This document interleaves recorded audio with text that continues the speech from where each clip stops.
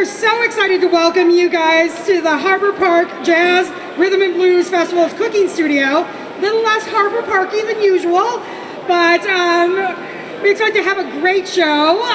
What do you think of our great set? Bear Homes made this for us. Isn't it beautiful? Nice. So they've made it sustainable, so it actually comes apart like Legos, so we can unload it and reload it back on every year when we need it and put it away in storage. So isn't that great? Yeah. So today we're very thrilled to welcome Executive Chef Connor McNeill from Joey Gerard's Bartolotta Supper Club. Give him a minute. He's going to show us how to elevate a Wisconsin tradition and throw a little bit of Caribbean flair into it. So Bartolotta's has been a long supporter of the Mahone Fund, and this year marks the 10th anniversary of our relationship with them.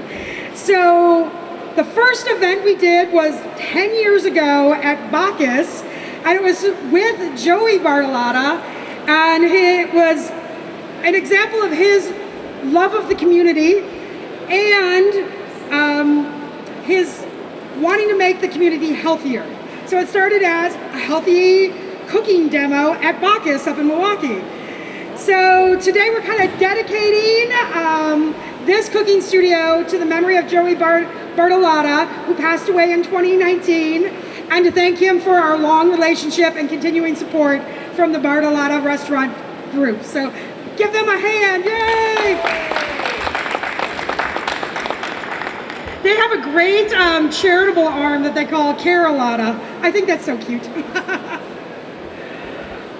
All right, next up, we have a few other great sponsors.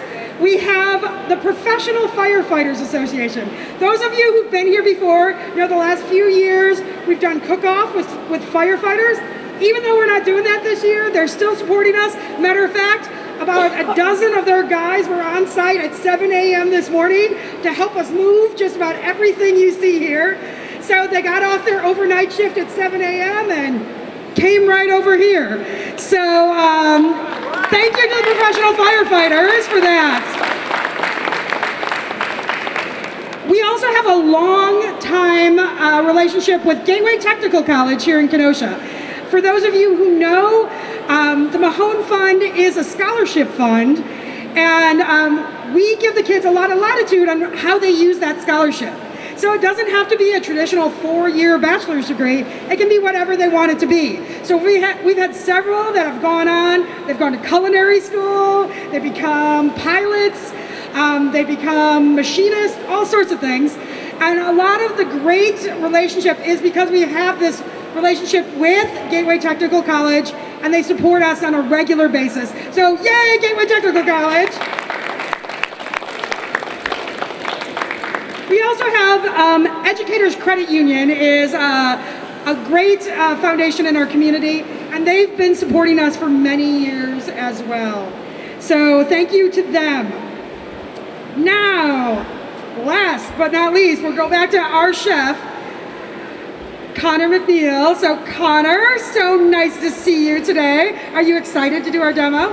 Oh yeah, I've been waiting for it all morning. Just a little longer than you expected to wait for it, right? That's not a problem. I got the day off work today, so we're happy. Yay! We all love that, right? So you're the executive chef at Joey Gerard's, right? Yep. And you live here in Kenosha. When did you move to Kenosha? 2015? Oh, 2015. So he's been here a spell. Yeah, nice. Yeah, I think so. So you used to work down in Chicago too. So Kenosha's nice and in between the two places, right? Yeah, so I'm originally from Waukegan. Went to school there. Oh yeah, Waukegan's the greatest. Oh yeah, there you go.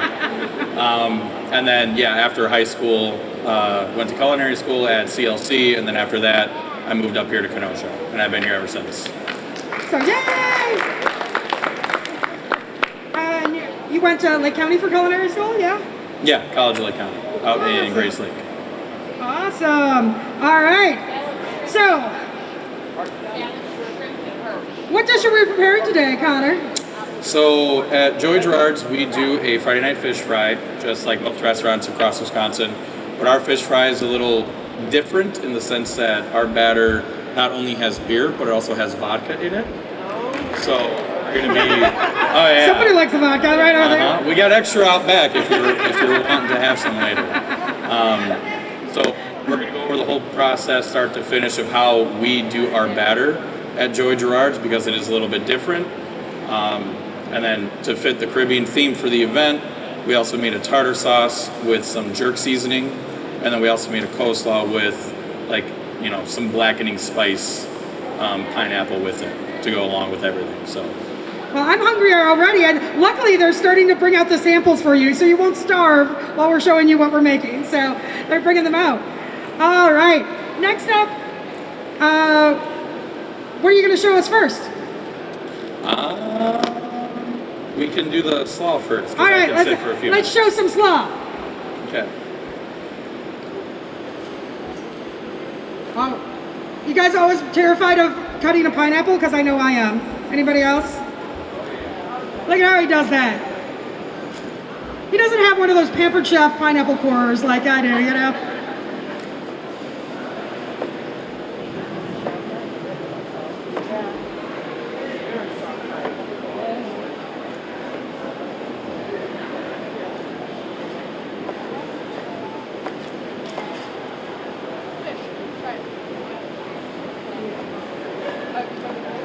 That's a big knife. I don't think, I use a chef's knife, but that guy's a little big for me, Connor. Yeah, so when I worked in Chicago, I worked at an Asian restaurant, and so this is like a Chinese-style chef's knife. So this is what I learned how to use in kitchens instead of like a normal, typical French-style chef's knife. So this is still, 10 years later, it's just easier for me to use this. It is funny how whatever you learn on, that's what you stick to, right? It's a natural. So are we like julienne Yeah, we're just gonna julienne the pineapple. We're gonna shred the red cabbage and the green cabbage. We're gonna julienne the red onion, and we're gonna julienne the carrots as well. And then we're gonna toss all that together with our coleslaw dressing mix. And that can sit for a couple minutes while we're doing the batter. Sounds great. Everybody know what julienne is? Do you know what that means? Somebody doesn't know what a julienne is. So a julienne is kind of like, it's like a matchstick. That's like the layman's term for the style of it. So kind of long and thin and cubed off. Yeah.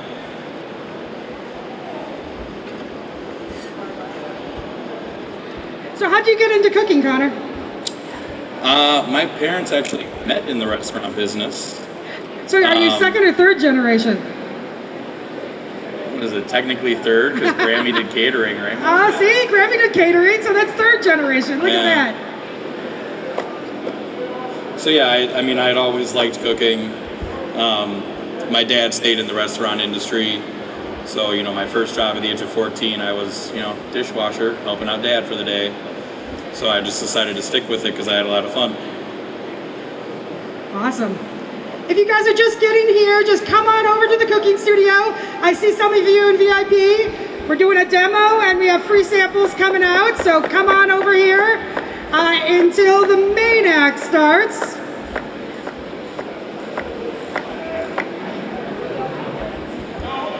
So were they teenagers when they met in the restaurant, or were they? No, they were in their 20s. They were adults. They were adults. So, anybody out there make their own coleslaw at home? Anybody do it? See, you know how to do this.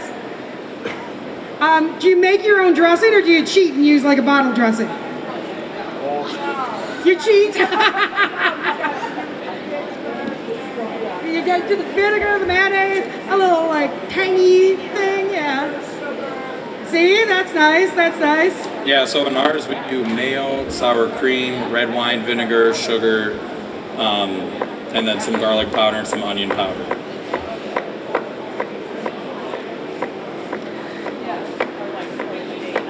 All right, So, what's it like being a professional chef, Connor? Oh, it's great. I love it. I truly love what I do.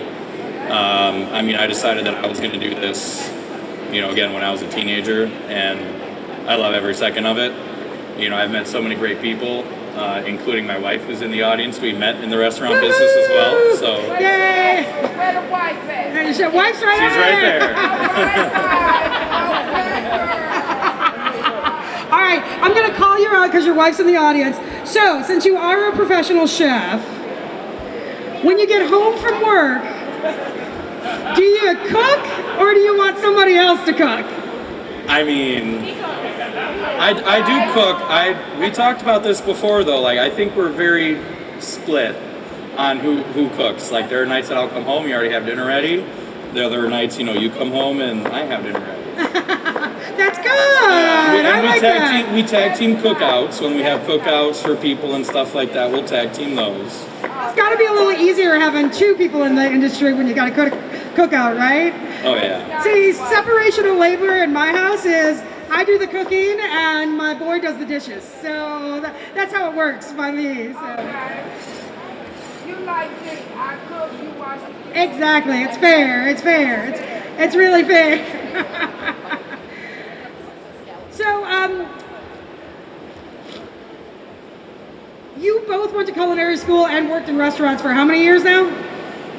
Who is you both? Yes, so I went to culinary school at College of Lake County. I graduated in 2015, and I started my first restaurant job at the age of 14. I was a dishwasher.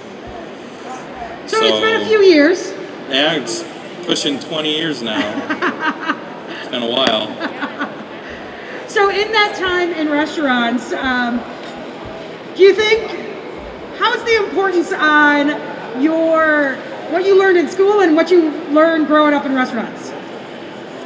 It's different. I mean, so being successful in the restaurant industry is one of those industries that you don't necessarily have to go to school to do. You can learn it at home. Yeah, I mean, you can learn, again, you can learn how to hold a knife at home. You can learn recipes at home. You can learn the basics of, how to cook in a home setting or, just through work experience. Culinary school teaches you the basics of how to operate in a professional kitchen. What a lot of people don't realize, like, especially when you watch TV, it's, oh, hey, this chef is angry and he's yelling or he's doing something really cool. That's awesome. But in a professional kitchen, why would a chef be yelling? Oh, somebody didn't order the soap for the dishwasher. The toilet's broken and I got to call somebody to fix it.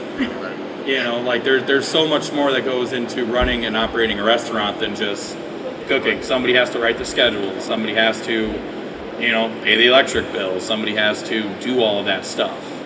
So what's the difference between a sous chef, a chef, and an executive chef?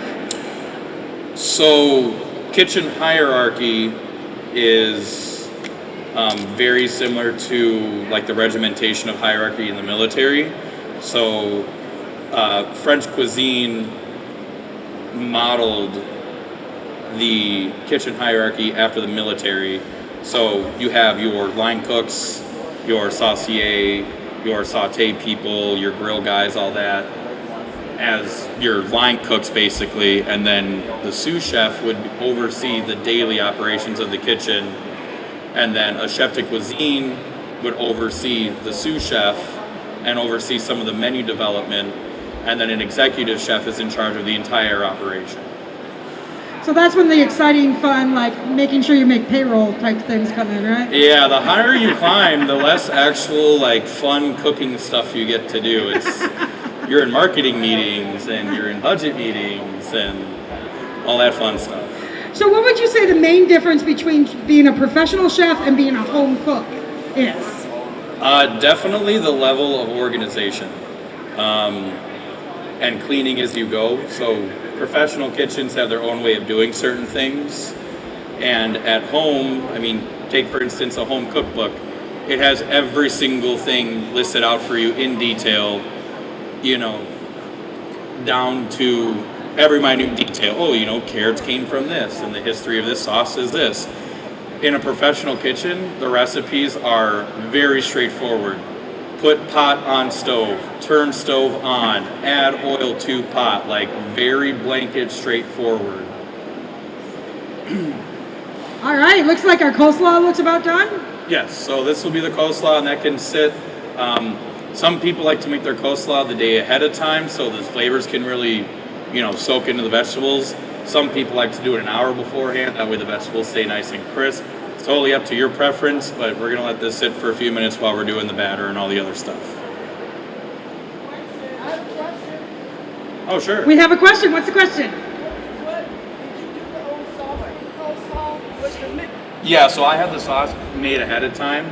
So at Joey Gerard's, all we do is it's mayo, sour cream, red wine vinegar, salt, pepper. Wait. Oh, There you go. am I good? Yep. Okay. It's mayo. Wait. Come closer. Wait. Am I good? Okay. I'm just gonna stay right here. It's mayo, sour cream, red wine vinegar, salt, pepper, and sugar. And then for the tartar sauce that you guys are having, we added in some jerk seasoning and some pineapple juice. Ooh, fun. Little zippy. All right, any other question while we're going? Yep. What was that? Yep. But you use fresh pineapple. What was that? I'm sorry. Then you put fresh pineapple in here instead of. Yes. Yeah, there's fresh pineapple in the slaw as well. I'm sorry. It's definitely in there. He's like, I made it last night. I know it's in there. All right. All right, what we got next here? All right, so typical fish fry is going to be two parts. You have dry dredge that you first dredge the fish in, and then your wet beer batter that goes in after. So we're going to do rice flour, garlic powder, and onion powder for the dry dredge. So why rice flour? I like rice flour. Hey, I just asking. Rice flour fries a lot better. Again, What you better? yes. So rice flour fries differently. So if you go to different styles of restaurants, so if you go like a Chinese restaurant, the way that they get their fried, like sweet and sour chicken so crispy is because they use rice flour and potato starch. They don't use like regular rice flour. Yeah. They don't use regular like AP flour, baking flour. It's lighter, yeah. It's lighter too. Yeah, maybe your preference comes from starting off in the Asian cuisine thing too, That probably. and also a lot of restaurants will use rice flour exclusively in things because it does make things gluten free. Oh, yep, question? You can buy rice flour at any major grocery store. Walmart sells it, Meijer sells it, Pick and Save sells it. It usually comes in a smaller package, like a 1 pound box. Okay, look. Shit. You could do chicken with the rice flour. Yeah, so I have a recipe that we use at the restaurant, like for family meal and stuff like that, for fried chicken, and I use rice flour for that as well. Yeah. Hey, probably a lot of people don't know what a family meal is. You want to tell them a little bit about that? Yeah, let me start on Go this, really yep. quick first, just so I We don't get lose that track going? of where I'm going. That's that. This goes here. So in a professional kitchen, if you think about it, if you have a normal Monday through Friday 9 to 5 job, everybody gets a lunch break. You get your 30 minutes starting at 12. You go grab a sandwich or you pack a lunch or whatever. In restaurants, that's when everybody's coming to eat with us, so we're busy. So what a lot of restaurants will do is they'll do a family meal or a staff meal, or they'll call it comida, where before service starts, the whole staff will sit down as a family and eat lunch together, or they'll eat like an early dinner or a late dinner together before dinner service is busy. All right, we got 3 bowls going on. All right. So again, our batter at Joey Gerard's is a little bit different. So start out with 3 bowls, and then you start out with your eggs. The egg whites are going to go in one bowl, and the egg yolks are going to go in a different bowl. Anybody else have issues separating eggs? Look at how good he does that. It just pulls it right out.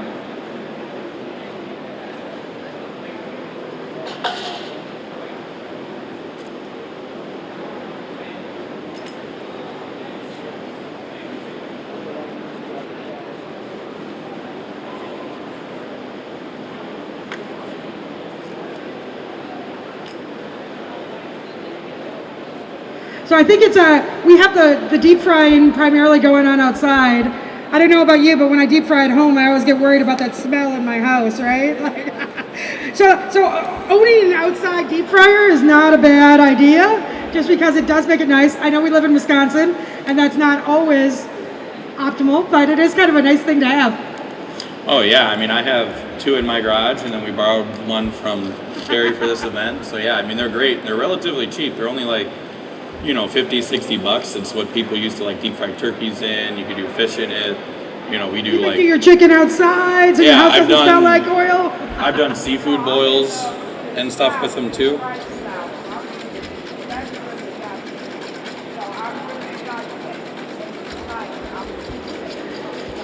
When you're talking about family meal, when I worked in restaurants, I've worked in corporate restaurants and family-owned restaurants. Family-owned restaurants and smaller restaurants, we always did a family meal. Mm-hmm. So I really love that Bartolotta's does a family meal, and they're a bigger restaurant. So that's great. Yeah. Again, most restaurants that are single family-owned restaurants or single-owned restaurants, they'll do that because, again, if you're a line cook and you're coming in at 3 o'clock for your PM shift, you're going to be working 3 until 11 o'clock at night. So you're going to down a bag of chips in your car and maybe a soda or something on your way to work. No, like we actually want to feed our team. So. All right, if you just came in, come on over to the cooking studio here. Have a seat. We've got some free samples coming out from Executive Chef Colin Cotter McNeill from Joey Gerard's Bartolotta Supper Club. So come on over if you're just coming in. So the first step with the eggs is you want to froth the whites. So you whisk them to the point where if anybody's ever made like a meringue at home, kind of similar to that, you want to get them just to the point that they're really frothy. This will help aerate the batter because everything else going into the batter is aerated. So you're going to use soda water, seltzer water, you're going to use beer. So all that extra oxygen in there is going to make it extra crispy. So you start with that, and over in your other bowl. Want me to hold that guy? No, you're fine. And then we'll do all of our dry ingredients. So we got cornstarch.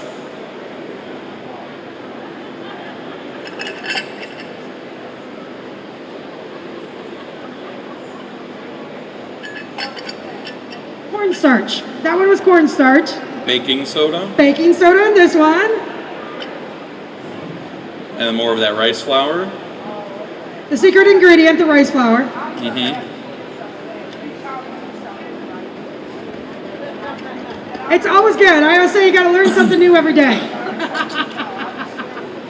Do you add any seasoning, or is it those ingredients? Yeah, you can add seasoning if you would like. I already had salt and pepper in the rice flour. I just had all that in there just so I didn't have to have like 30 different bowls out here. Just to make it simple.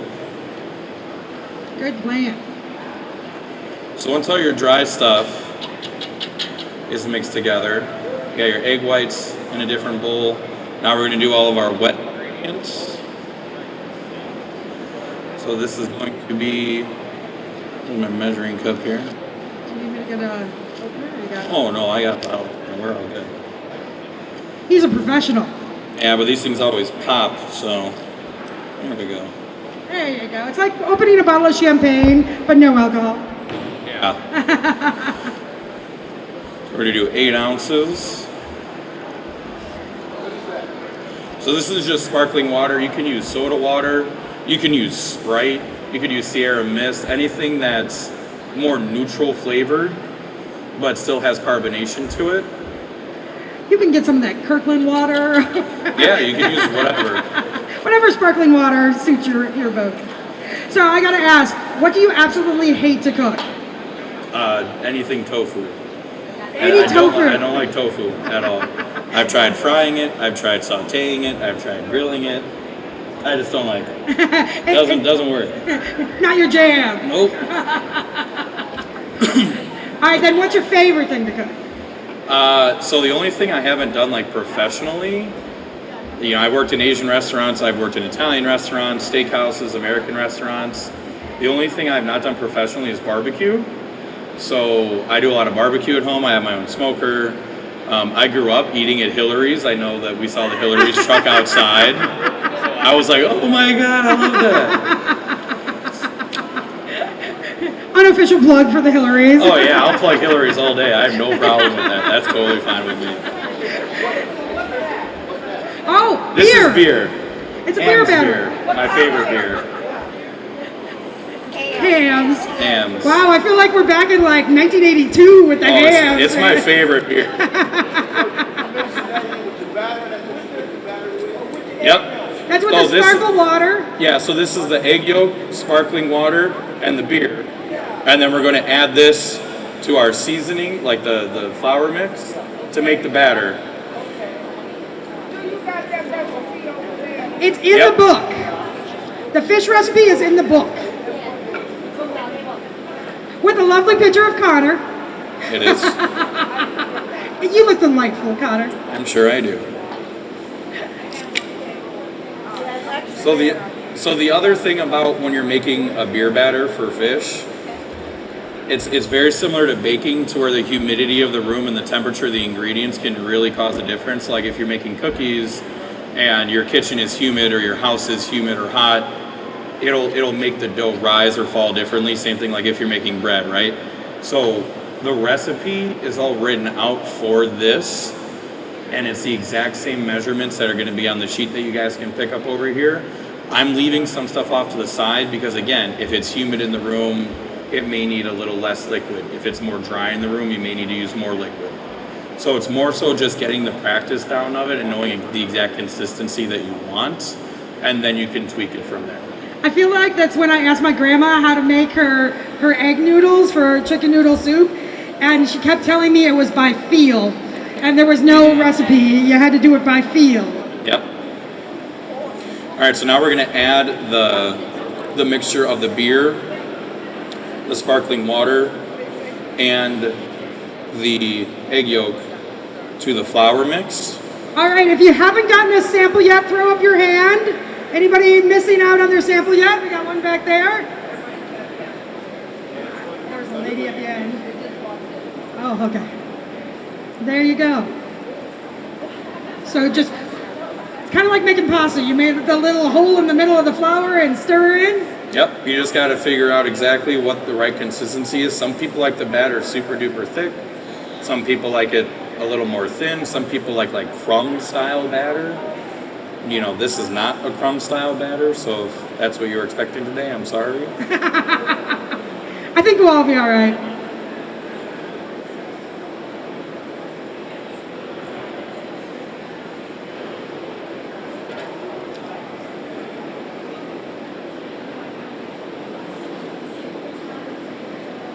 I'm not gonna lie, I thought you had ginormous bowls, but watching you stir that is not a ginormous bowl. Oh yeah, these are like some of the smallest ones we have at the restaurant. So That's hilarious.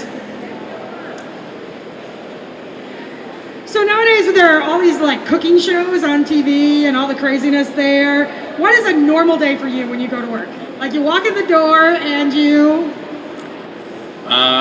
first thing is, just go make coffee for the team. That's really what it is. It's working in a modern day kitchen. It's all about the team that you have. Because at the end of the day, you're gonna do an event like I'm doing right now, but I need to be able to trust my team who's back at the restaurant doing dinner service tonight. So it's all about taking care of your team, making sure you have the right people in the right spots, making sure you're training them properly.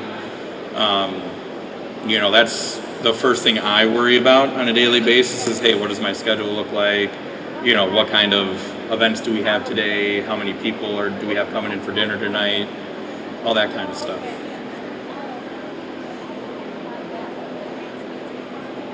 All right, so we got the batter just at about the right consistency. So then we're going to go back and add our egg whites that we frothed up earlier.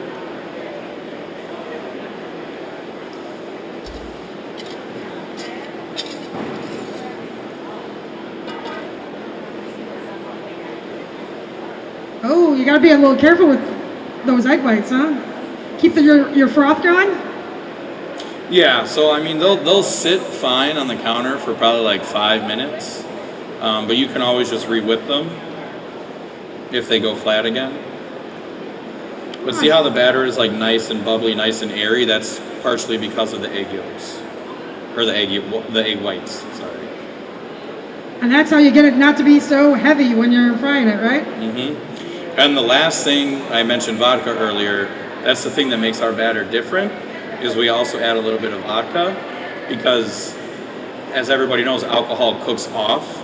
So any kind of alcohol, whether it's beer for beer batter, whether it's wine for a wine sauce, or vodka in a beer batter, as soon as that batter hits the oil, that liquid that is the alcohol cooks off right away. And so if the liquid is gone, what's left is the crispy flour. So it'll make your batter a lot crispier than, just using like regular soda water or something like that.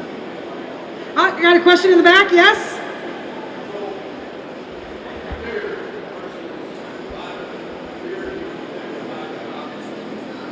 Vodka doesn't. Well, we're doing both. We have both beer and vodka in here. It's the fact that you can use more beer and still get flavor. If you were to use, I use like 16 ounces of beer for this. If you were to use 16 ounces of vodka, you're just going to taste vodka. It's going to taste like tomato vodka sauce at an Italian restaurant. You know what I mean? It's going to be more spicy. Yeah. All right, so that's at about the right consistency. All right, do you guys see the consistency in the mirror? See what he's got there? See, it's a little, it's not as thick as you would think. It drips a little slower. Yeah. That's about it.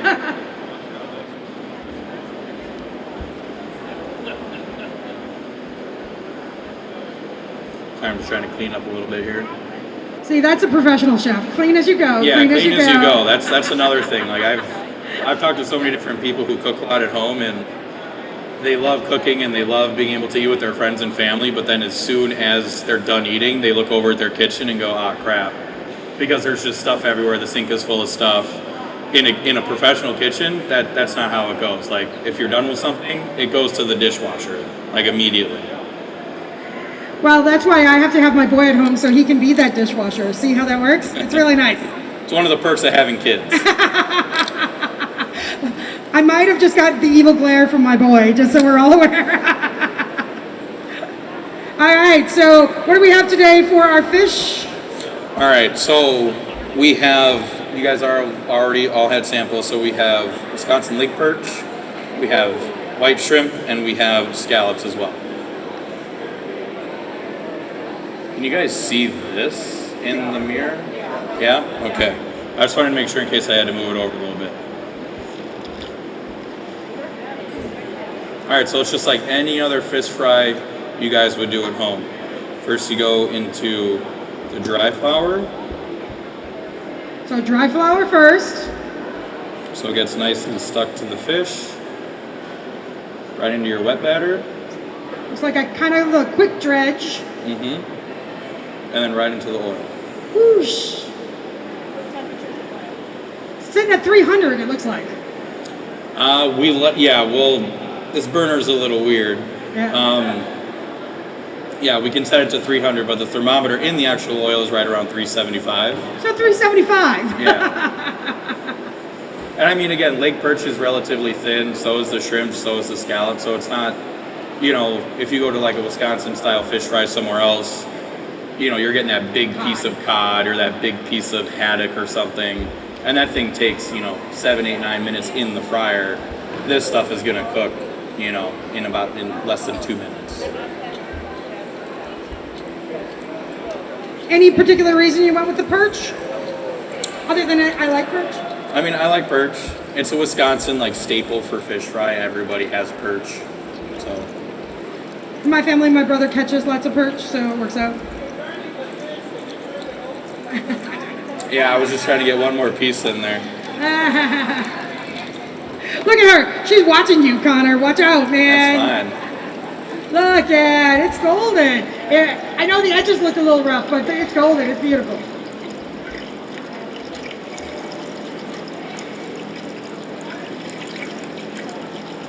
There we go. just vaguely terrified of hot grease, I'm not gonna lie. Steam is worse than grease. When I make my gumbo, when I make my roux, if I don't get burnt by hot oil at least once, it's a miracle. Ooh, that perch looks yummy. You want a little of your coleslaw? I'm sorry? Oh, yes, thank you. Ooh.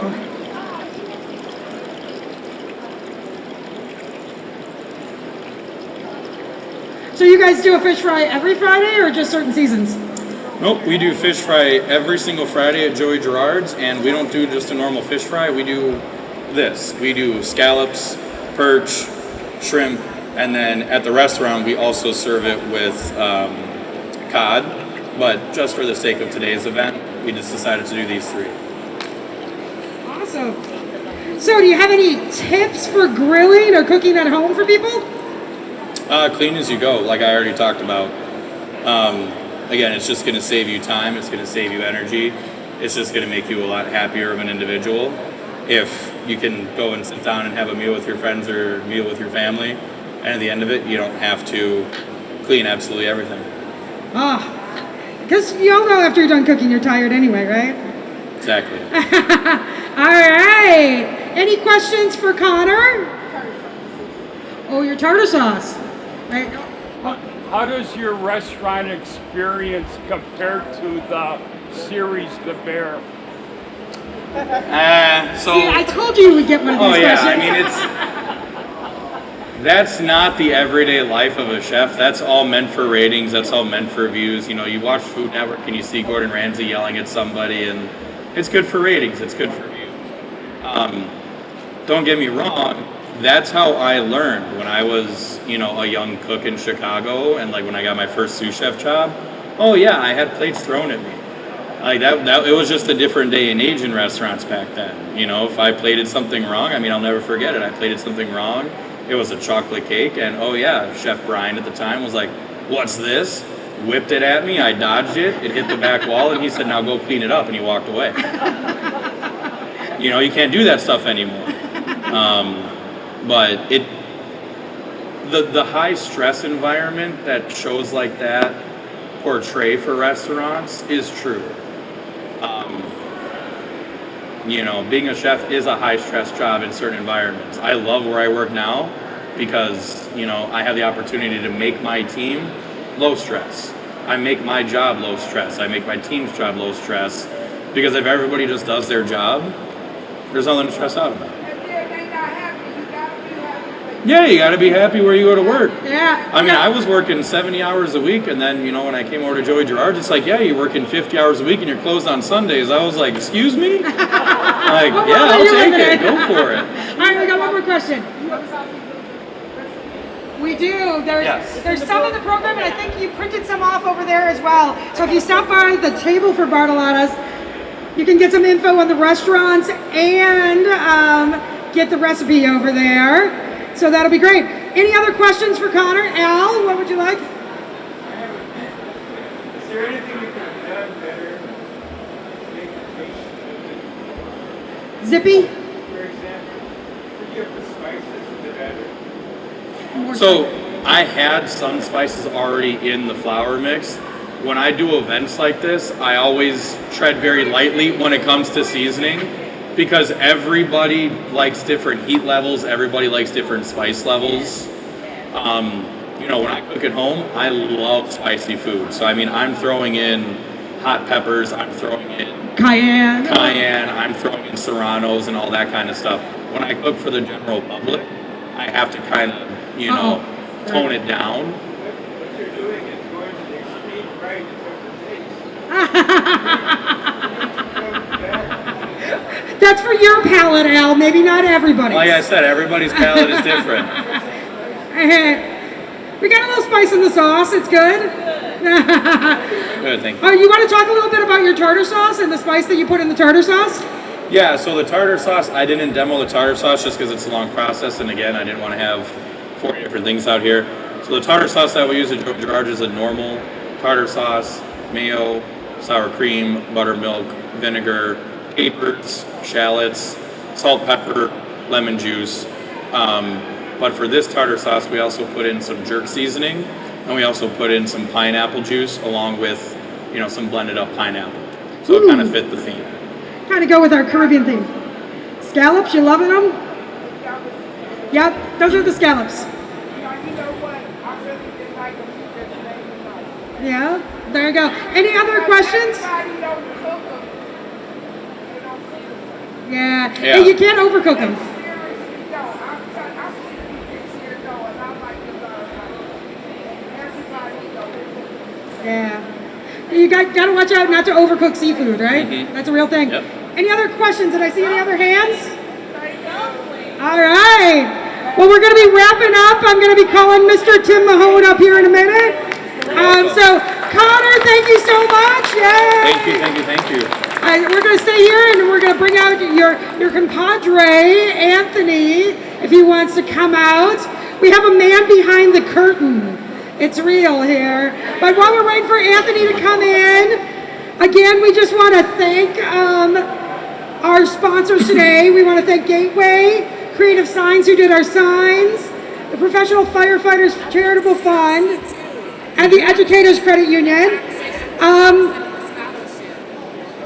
Awesome. All right. Is Anthony coming out? I want to grab Anthony from in back. Oh, I know, it's hard out there. Trust me. I mean, I was part of the... Is Anthony coming? I don't know if they still have pictures up of it in the hallways. Is he and stuff, busy? but I was the first culinary group to go to Peru when they did the exchange program.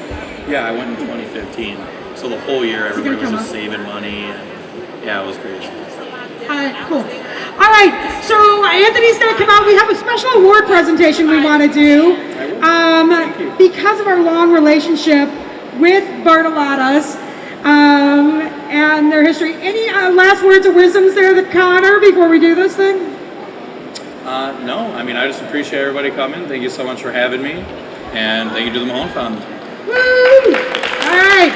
So we're going to bring up Tim Mahone, do a little spiel here. Tim Mahone from the Mahone Fund.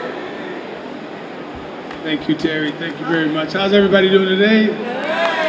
Got a little bit on your stomach? A little bit on your stomach? I haven't had a chance to try it. Was it good? Decent? Let me just, first of all, it was good. It was good. I saw you standing over here. I'm like, you must have enjoyed that. You get a little secret. Right? Yes. Well, my name is Tim Mahone, the chair of the Mahone Fund. First of all, I just want to thank you all for coming today and putting up with our transition into the inside. But more importantly, celebrating the partnership with Bartolotta. 10 years ago, at Bacchus in Milwaukee, Joe Bartolotta wanted to have a health and wellness program for African American men around healthy lifestyle eating. So the Mahone Fund partnered with Joe Bartolotta and the Bartolotta restaurants, and we had a nice luncheon at Bacchus. And ever since then, we've been trying to align the Carolina programs with the Mahone Fund programs to engage young people into cooking, into the culinary arts. And so the Bartolotta chefs come down to Kenosha. They work with our students who are interested in the culinary program. And this weekend marks the 10th year anniversary. So I thought what we would do is provide a nice little recognition to Connor on behalf of the Bartolotta at Joey Gerard's and the Mahone Fund. And my sister, my lovely sister artist, is sitting here, my companion and compadre. Thank you very much. So let's give Bartolotta's and the Mahone Fund a great round of applause for the 10-year relationship. As they continue to work with us, the mission of the Mahone Fund is to provide access to educational opportunities for our young people, which is what this event supports today. And so we're very, very happy to have you here. This is just the beginning of a long day of great cooking and, of course, great music and great fun. Normally we say on a great lake, but we're not on a great lake today, so we'll do without that. So, again, it gives me great pleasure to give this nice award to Joey Gerard on behalf of the Mahone Fund. It says presented to the Bartolotta restaurants celebrating our 10th anniversary in honor of Joe Bartolotta. Donna, thank you very much.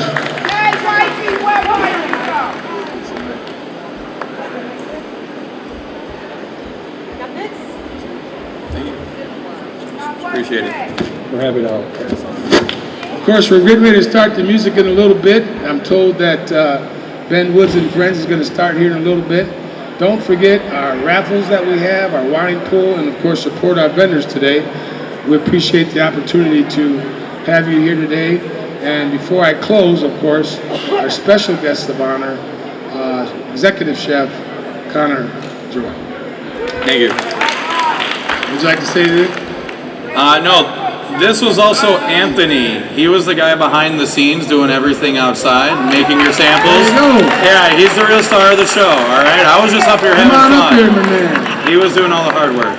So Anthony, where do you work? I'm at Bacchus. He's at He's at Bacchus. Another Bartolotta restaurant. It's in the Cudahy Tower. Cudahy Tower, if you haven't been there. That's where our relationship started, by the way. Yeah, exactly. I will say it's one of my favorites. I might have had a chef's table back in the day at Bacchus. It was delightful. I highly recommend. Thank you guys for everything. Thank you. And give them a round of applause for their great samples and their instructions.